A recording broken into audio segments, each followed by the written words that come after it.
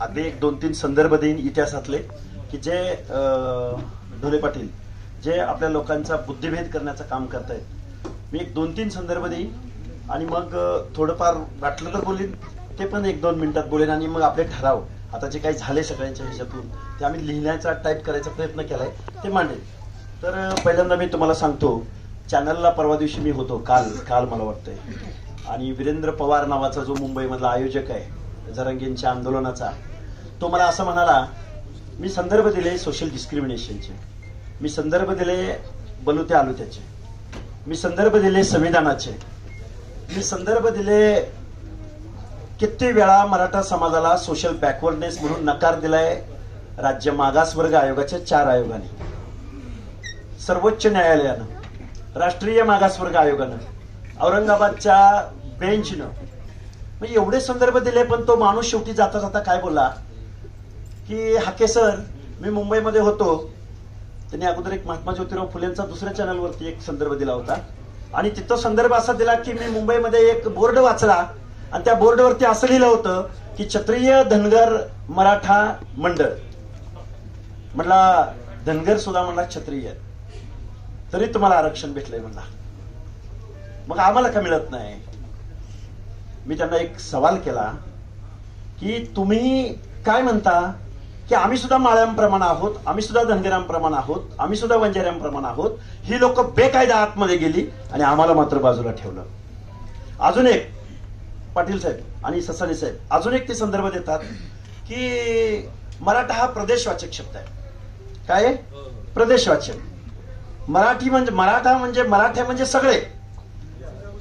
पंजाब, हा पंजाब, ते मग ते प्रवीण गायकवाड असो, नाहीतर तो भानवसी असो, नाहीतर तो कुठला काय कोंढरे असो, आणि अजून एक दुसरा कोकाटे. मी त्यांना म्हणलं आपण सगळे मराठी होतो का? तर होतो. बोलतो यस यस यस. ते काय बोलले की आपण सगळे मराठी आहोत, आणि महात्मा ज्योतिराव फुलेंचा एक संदर्भ दिला, लय उच्चारवंत गडी बहादर. म्हणले महात्मा ज्योतिराव फुलेंनी पण हाच कन्सेप्ट मांडला होता की माळी मराठा म्हणजे ब्राह्मण आहेत, तर असं ते काहीतरी संदर्भ देतात आणि बुद्धिभेद करायचा प्रयत्न करतात. मी त्यांना एक सवाल केला, छत्रपती शिवाजी महाराजांच्या स्वराज्यामध्ये तानाजी मालुसरे नावाचा माणूस सिंहगड जिंकण्यासाठी त्यांनी जीवाची कुर्बानी दिली. आता यांच्या भाषेमध्ये ते कोण होते? मराठे होते की नाही? क्षत्रिय होते की नाही? यांच्या भाषेत होते. तर तानाजी मालुसरे कोण आहेत? बर थांबा, बेहेरजी नाईक कोण होते? बेडेर रामोश, गुप्तहेर खात्याचे प्रमुख होते की नाही? मग यांच्या भाषेत हे मराठी होते की नाही? यांच्या भाषेत क्षत्रिय होते की नाही? ते आता कुठे आहेत? बेडेर रामोशी विजयंती अप्रवर्गात येतो. आता आमचा जीवा महाले शिवाकाशी, पाणी द्यायला जीवा महाले शिवाकाशी. आता जीवा महाले शिवाकाशीत यांच्या भाषेप्रमाणे ते कोण होते?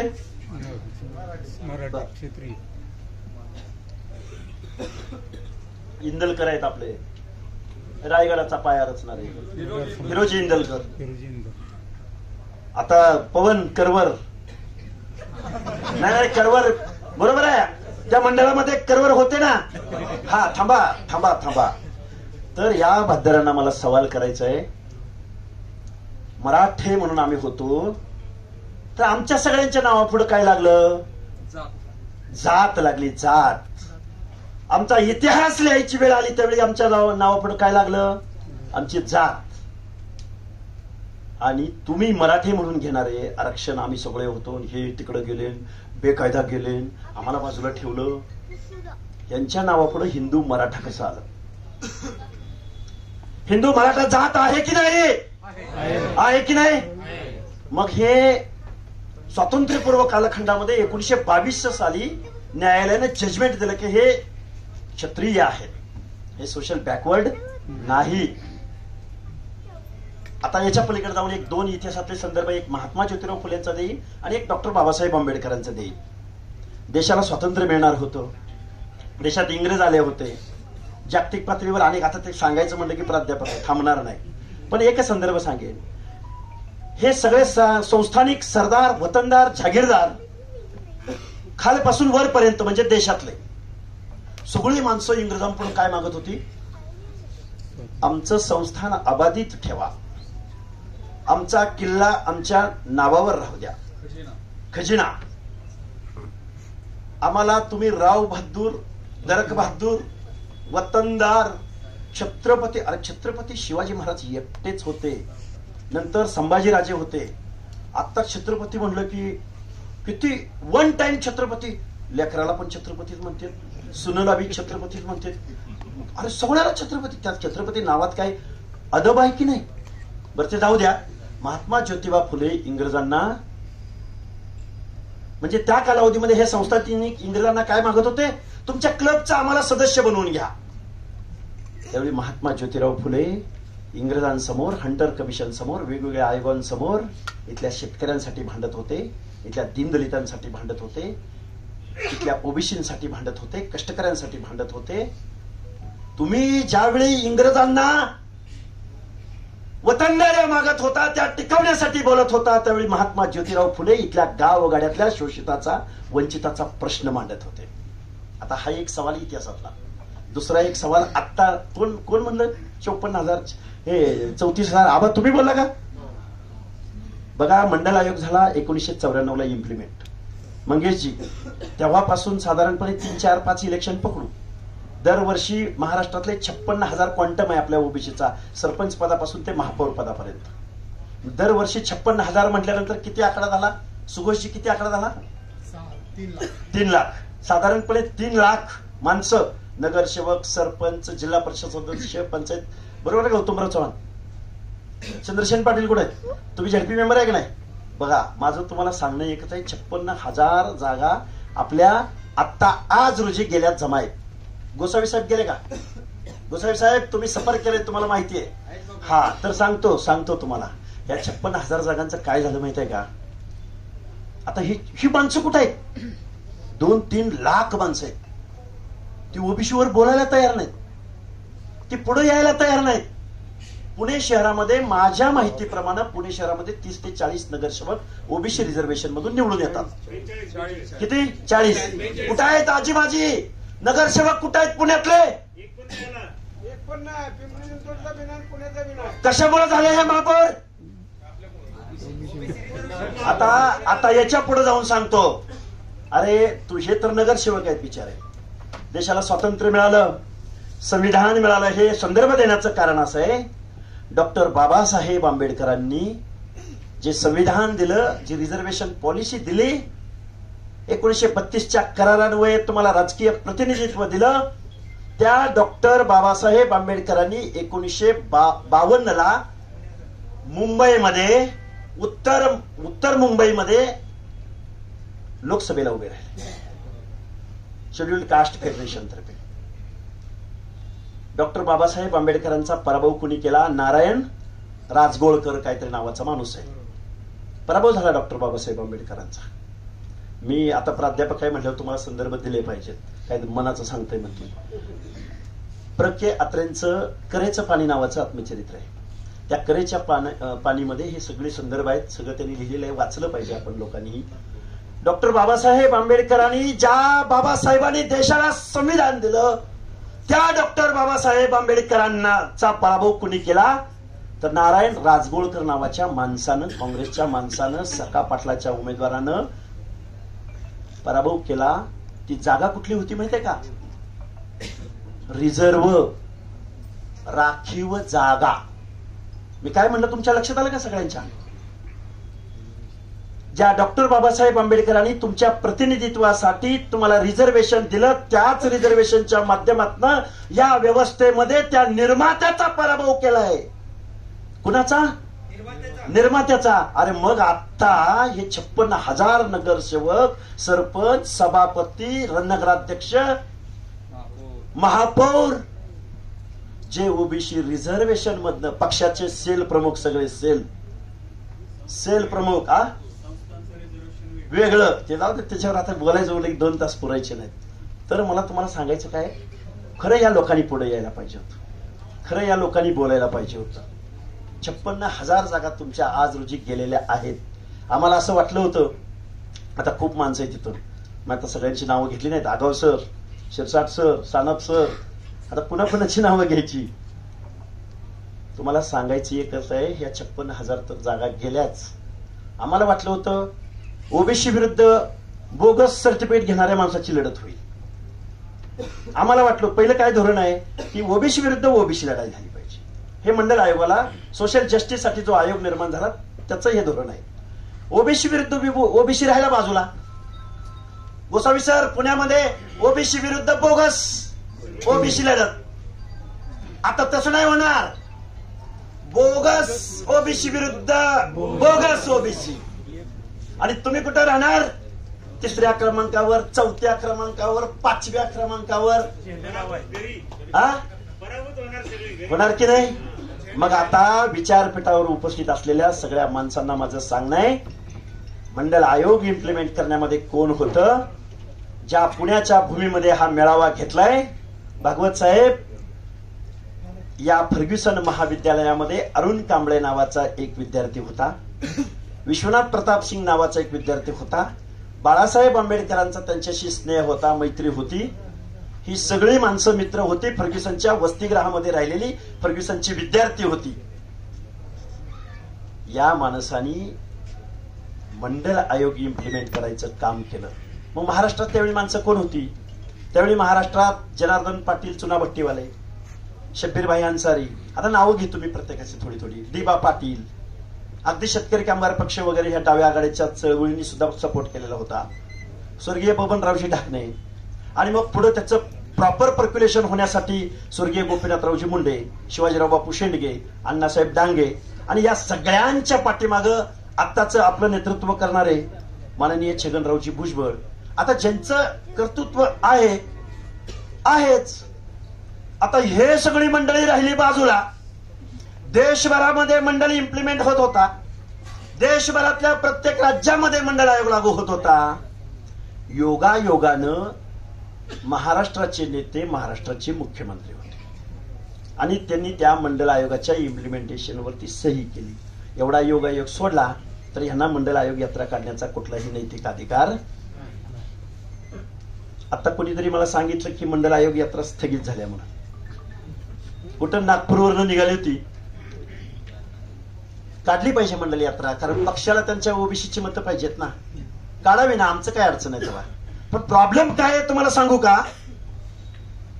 जो मनोज जरांगे नावाचा माणूस तिकडे बेकायदा मागणी करायला वडीगोद्रीमध्ये बसला, अंतरवली सराटीमध्ये बसला, त्या माणसाला सपोर्ट करण्याचं ज्यांनी काम केलं, ज्या पक्षानं काम केलं, आता मुंबईमध्ये जी परिस्थिती निर्माण झाली त्या परिस्थितीला बजरंग सोनवणे नावाचा यांच्याच पक्षाचा खासदार,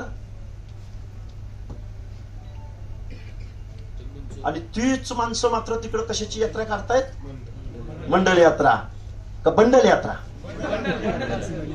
अरे मंडळाला काय अपेक्षित होतं? Social justice. पवार साहेब, तुमच्या घरामध्ये पद किती पद आहे त्यांच्या घरी? आता 5-9 सोडा. रयत शिक्षण संस्थेचे हयात अध्यक्ष कोण आहेत? शरदचंद्रजी पवार. अरे कर्मवीर अण्णाची ती संस्था, त्या संस्थेचं अध्यक्ष महाराष्ट्राचे मुख्यमंत्री राहतील असा त्या रयत शिक्षण संस्थेचा बायलॉज होता.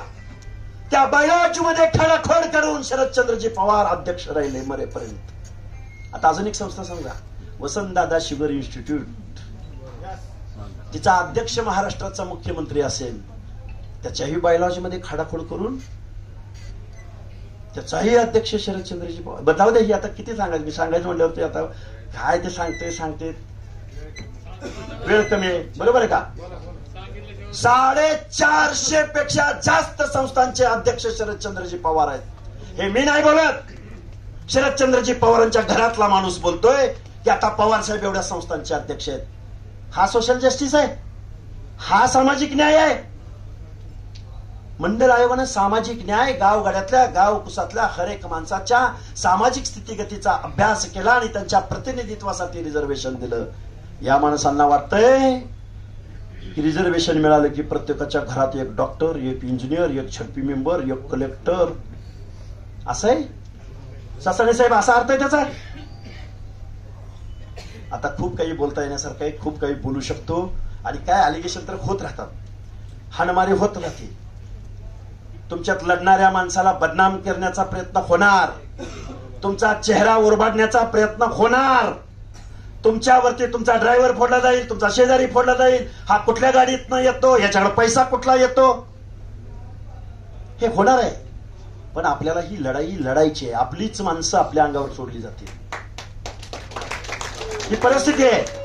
पण ससाने साहेब, आपल्या माणसांच्या बाबतीमध्ये आपण थोडस सावध भूमिका घेऊया. कुणीही आपल्या माणसांना आता लगेच टार्गेट करायच्या भानगडीत पडू नका, कारण त्यांचा इन्फ्लुएन्स आहे, त्यांचा प्रभाव आहे आपल्या व्यवस्थेवर. आपण सामान्य कुटुंबातली पोरं आहोत. आपण हक्क अधिकाराची लढाई 100% बरोबर लढतोय. पण आता इथं या विचारपीठावरती जो ठराव मांडला मुसळे साहेब, तुम्ही तुमच्या टीमला मी धन्यवाद देतो. आपण ही संघर्ष यात्रा अशी न भूतून भविष्य ते काढू. आता शिवराळ बोलायचं, रासवट बोलायचं, रांगड्या बोलायचं, हे सगळं होईल, हे सगळं होईल. सभा आहेत आपल्याला. अरे चॅनल सकाळपासून, सकाळी 6 वाजल्यापासून रात्रीच्या 9-10 वाजेपर्यंत तुम्हाला काय म्हणायचं हे विचारलं जात आहे. त्यामुळे लोकशाहीचा 4था स्तंभ तुमच्या बाजूने आहे आणि डिजिटल मीडिया तुमच्या बाजूने आहे. फक्त माणसांच्या मनामध्ये फक्त ती जिगर निर्माण करायची. त्यामुळं आबा, नवनाथ आबा, आता इथं सगळी बसलेली मंडळी आहेत. आपला बाप कोण आमदार खासदार कोणाचा आहे का इथं बसलेल्यांचा? आहे कोण कारखानदार आपल्या पाठीशी आहे? आपल्याला घरातनं बाहेर पडायचं म्हणलं की डिझेलची मारामारी इथपासून सुरुवात होते की नाही होते? माझी तुम्हाला हात जोडून एकच कळकळीची विनंती आहे. बुजुर्ग माणसं आहेत तिथं. ओबीसीची चळवळ महाराष्ट्रामध्ये कधी उभी राहू शकली नाही. जाती जातीमध्ये तुकडं केलं गेले. अरे तू हे आंदोलन कर, तू ते आंदोलन कर, तू ते आंदोलन कर. एकदा स्वर्गीय हरी नरके साहेब एकदा असं मी आयोगाचा सदस्य वगैरे झाल्यावर भेटले. मला त्यांनी काही गोष्टी समजावून सांगितल्या आणि बऱ्याच वेळा मला ज्यावेळी काही कळत नव्हतं त्यावेळी मी त्यांना अधिकारवाणीने फोन करायचो. आता मी मंगेशजींना पण फोन करतो, मृणालजींना फोन करतो की बाबा कायदेशीर लिगल ऍस्पेक्ट काय आहे याचा. माझं तुम्हाला सांगणं एकच आहे, तुम्ही जर आता रस्त्यावर नाही उतरला तर तुमचं हे रिझर्वेशन आज रोजी संपलेलं आहे. आज रोजी कसं संपलेलं आहे सांगा? आज रोजी 59 लाख सर्टिफिकेट या शासनाच्या संरक्षणात शासनाच्या प्रतिनिधींनी प्रत्येक तालुक्याला तहसील कार्यालयाच्या बाहेर टेबल लावून वाटलेली आहे. असं टेबल लावून वंशावळ शोधण्यासाठी 1 वर्षाची मुदतवाढ आता जरांगेने मुंबईला जाऊन घेतली. सर्टिफिकेट इश्यू करणारे, सर्टिफिकेट व्हॅलिड करणारे इथं स्वायत्त संस्था आहेत, न्यायिक संस्था आहेत, त्यांचे वेगळे अधिकार आहेत. हा अधिकार शासनाला दिला कुणी? देवेंद्र फडणवीस साहेब. नुसतं ओबीसीच्या मेळाव्यात बोलून चालणार नाही. डीएनए आमचा ओबीसी आहे तर तुम्हाला प्रत्यक्षात सांगावं लागेल. मंगेशराव, तुम्ही आम्ही गिरगावला समुद्रात उड्या मारल्या, मिळाली का त्या पोरांना? मिळाली फेलोशिप? 126 कोटी पाहिजे होते. 126 कोटी पाहिजे होते. पण अर्थमंत्री पदावर, वित्तमंत्री पदावर, नियोजन खात्यावर बसलेल्या अजितदादा पवारांनी आजारी पडलेल्या कारखान्यांना 2000 कोटी रुपये पुरवणी मागण्यामध्ये संमत करून घेतले. आता उठसूट काय जण म्हणतात गडी, हा सर तुम्ही लय पवारावर बोलताय, तुम्ही अजितदादावर बोलताय, तुम्ही पवार साहेबांवर बोल. कोण आहेत शोषण करणारे? आजारी कारखाने म्हणजे काय व्याख्या असती हो? आता मी तर एवढा अभ्यास करतोय पण काय कुठं संदर्भ सापडणार. काय आजारी कारखाने म्हणजे काय? आजारी बंद पडलेले. अरे बरं, कशामुळे बंद पडले? ओबीसी मुळे बंद पडले, त्यांचीच बंद पडलेली. निवडणुका गेल्या, एकदा विधानसभा लोकसभा निवडणुका गेल्या की सगळेच आजारी कारखान्यांना ताप येतो, फ्लू येतो. फ्लू इन्शुरन्स नाही हो, सांगतो की काय होतं. निवडणुका संपल्या, कावीळ होती कावीळ, आणि मग सरकारकडे जायचं आणि ह्या सत्ताधाऱ्यांनी ज्यांच्या तिजोरीच्या कमरेला तुम्ही आम्ही चाव्या दिल्या, का लागतो अजितदादा पवारलाच नेहमी अर्थ खातं स्वतःकडे? दुसरा कुठला माणूस नाही केपेबल? अरे तुम्हाला ज्यावेळी एखादं मंत्रीपद द्यायचं वेळ येते त्यावेळी तुम्हाला दुय्यम खातं मिळतं. तुम्ही म्हणता आम्हाला आम्ही आमच्या वाट्याचं तुम्ही लय खाल्लंय लय खाल्लंय. महाराष्ट्राचा गृहमंत्री कोण? महाराष्ट्राचा महसूल मंत्री कोण? महाराष्ट्राचा अर्थमंत्री कोण? महाराष्ट्राचे कारखानदार कोण? महाराष्ट्राचे कॉटन मिलवाले कोण? महाराष्ट्राचे शिक्षण संस्था चालक कोण? आता ते जाऊ द्या, हे आता बोलून बोलून गोळा गुटगुटीत झाले. आता खाली ग्रामपंचायतीपासून घेऊ. पॅनल प्रमुख कोण? एखाद्या कुंभारानं पॅनल लावलेलं ऐकलंय का कुणी? एखाद्या घिसाड्याचं लोहाराचं पॅनल एखाद्या गावात पडलेलं ऐकलंय का कुणी? ऐकलंय? ऐकलंय कुठं? सोसायटीचा प्रमुख कोण? बरं जाऊ द्या, जुगार अड्डा चालवणारा कोण? अरे बोलावं लागल. तालुक्याच्या तहसीलदारला पियायला हप्ता देणारा कोण? बर ती बी जाऊ द्या, ती जाऊ द्या. नदीची नर्मदा नदी का आपली कुठली नदी? आपली गोदावरी नदीची चाळण करून टाकला या लोकांनी, आणि त्यांचंच आंदोलन आहे. तृतीय पंथीयांचा अध्यक्ष पण तेच, तृतीय पंथीयांचा अध्यक्ष पण तेच. अहो हे जाऊ द्या, मुंबईला गेला. मुंबईला बदल्यांचा टेबल कुणाकडे असतो? आणि आम्ही मागास झालोय. चंदन चोरकर तेच. नाही नाही, आम्ही मागास झालोय. टेंडरवाले कोण? जेसीबी. नारे अण्णासाहेब पाटील महामंडळाकडं काय वाटलं जातं? Scorpio, JCB, Poclain, 50,000, 50 lakh harvester. काय हार्वेस्टर? हे का बोलतोय मी तुमच्या समोर? आमच्या नाविकाला 1 लाख रुपयाचं अनुदान अथवा बँकेचं लोन देण्याची योजना आमच्या महाराष्ट्राच्या मंत्रिमंडळाकडे नाही. तुमच्या वसंतराव नाईक महामंडळाला निधी उपलब्ध नाही. तांडा वस्ती सुधार योजनेला निधी उपलब्ध नाही.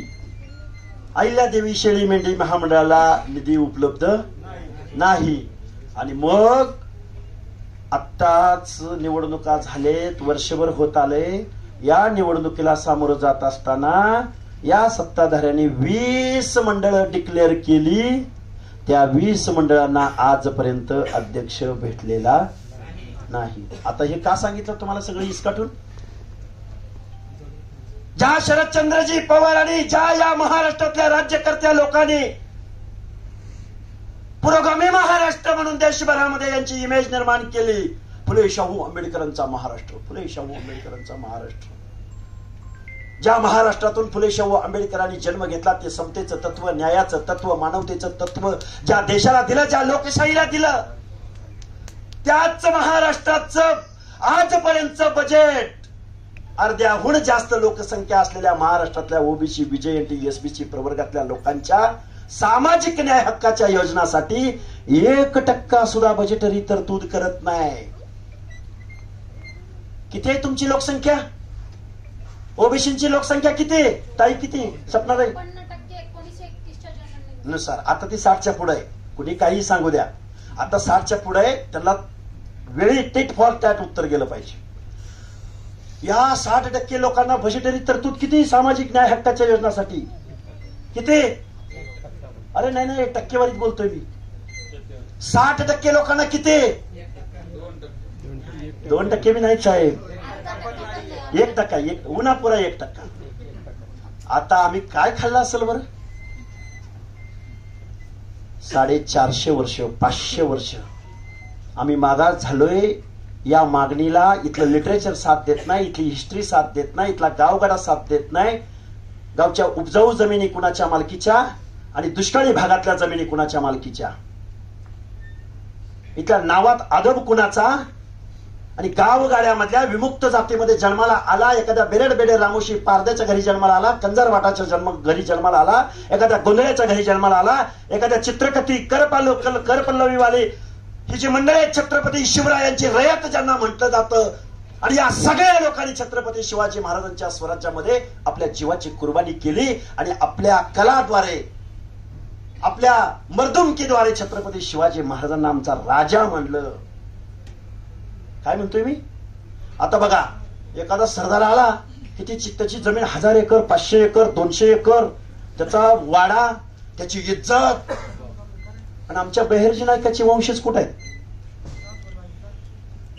भागवत साहेब, त्यांना रॉयल्टी मिळाली पाहिजे का नाही? मिळाली पाहिजे का नाही? झालं. मी खूप काही बोलता येईल बरं का. ही मीडियाला सामोरं जायचंय आपल्याला. तर बंधूंनो, इथं आतापर्यंत खूप काही बोलता येण्यासारखं आहे. इथं आतापर्यंत ज्या काही घडामोडी घडल्या त्या थोड्याशा आम्ही टाईप करायचा प्रयत्न केलाय आणि आम्ही ठराव देतोय.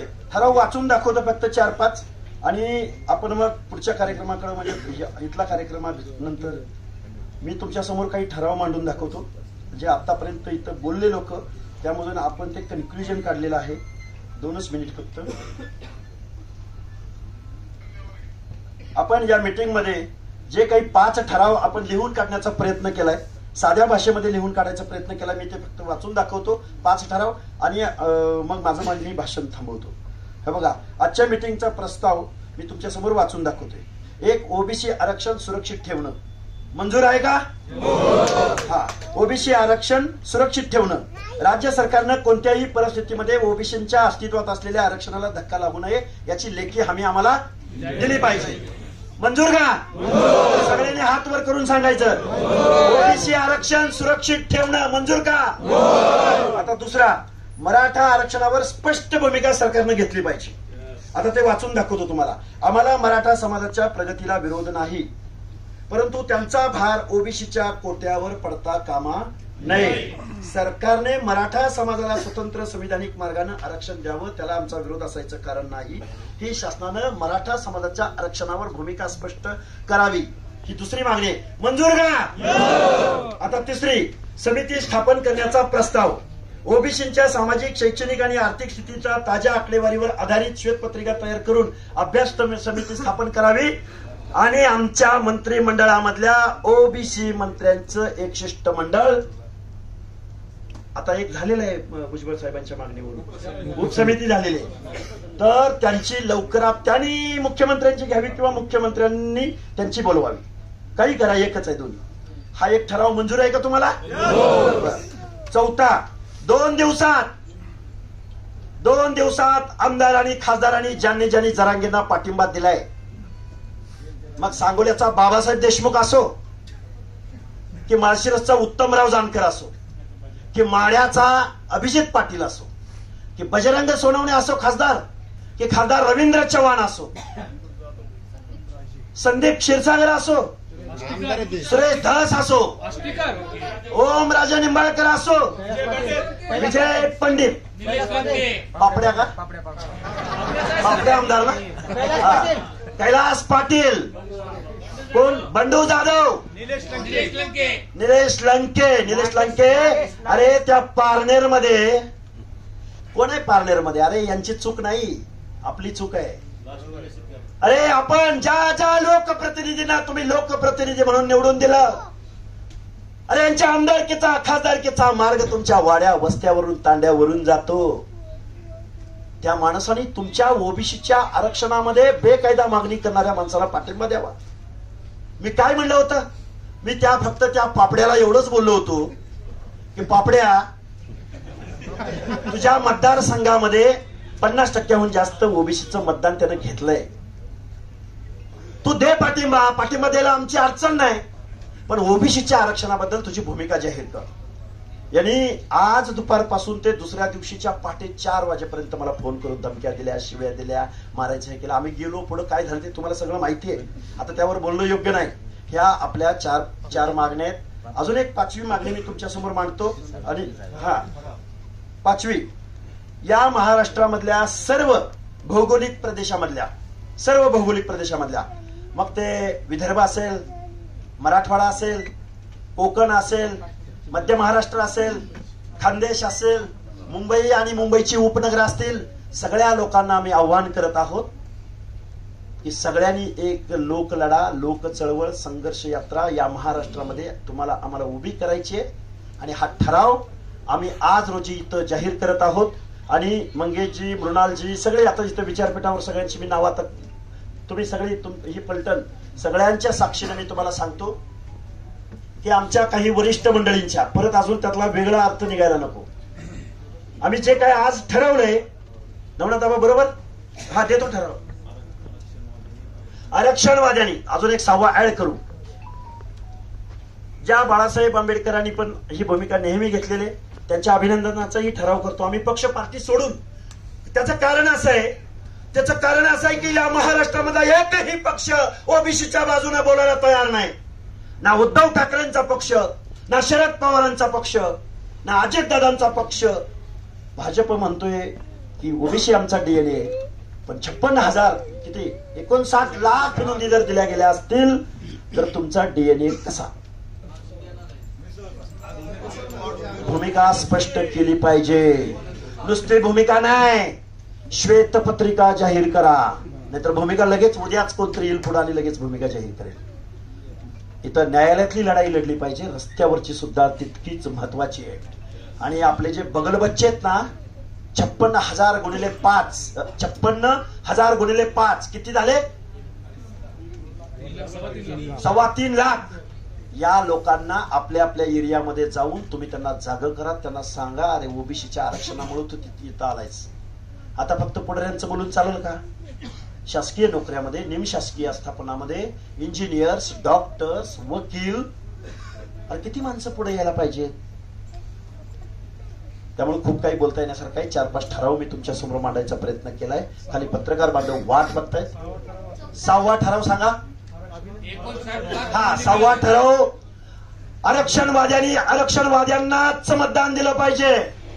काय बोललो मी? आरक्षणवाद्यांनाच मतदान करायचं.